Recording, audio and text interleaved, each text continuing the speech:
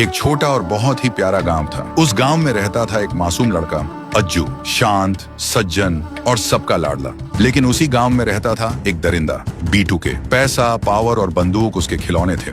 गांव की कोई भी औरत अगर उसे पसंद आ जाए तो वो उसे जबरदस्ती ले जाता। लोग डरते थे मगर बोलता कोई नहीं था। एक दिन अज्जू एक बच्ची के साथ खेल रहा था। सुबह से दोनों कुछ खाए बिना मस्ती में डूबे हुए थे। तभी अज्जू की माँ आई, घबरा के बोली, बेटा जल्दी घर चल, तेरे पापा की तबीयत ठीक नहीं लग रही। दोनों तेज तेज घर की तरफ निकलते हैं। रास्ते में अचानक सामने देखा बीटू के।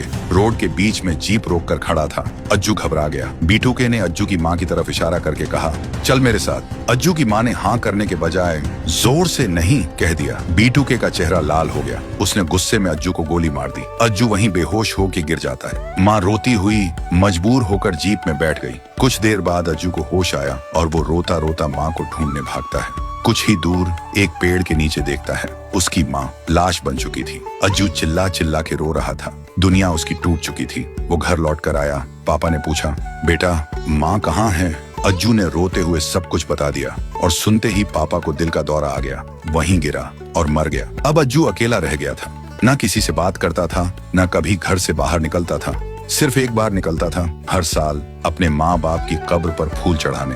15 साल गुजर गए लेकिन उसके दिल की आग अभी भी ठंडी नहीं हुई थी। उसके जहन में बस एक ही लफ्ज था, बदला। एक दिन अज्जू ने अपने महंगे कपड़े उतारे, फटे हुए कपड़े पहने और चला गया बीटू के घर। बीटू के उसी बंदूक को साफ कर रहा था जिससे बचपन में अज्जू पे गोली चली थी।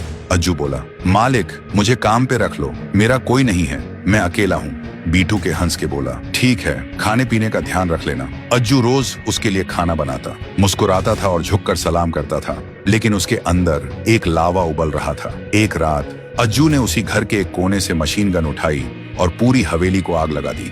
बीटू के घर के अंदर चिल्ला रहा था, बचाओ, कोई मुझे बचाओ। तभी अज्जू आग के बीच से घर के अंदर गया और आंखों में खून लेकर बोला, जिस दिन तूने बेटे से उसका माँ छीना था ना, उस दिन से ये अज्जू मर गया था और एक जानवर जन्मा था। आज तुझ पे सिर्फ इंसाफ नहीं, आग का फैसला हुआ है। और फिर बीटू के शरीर में आग लग जाती है और वो जलते जलते मर जाता है।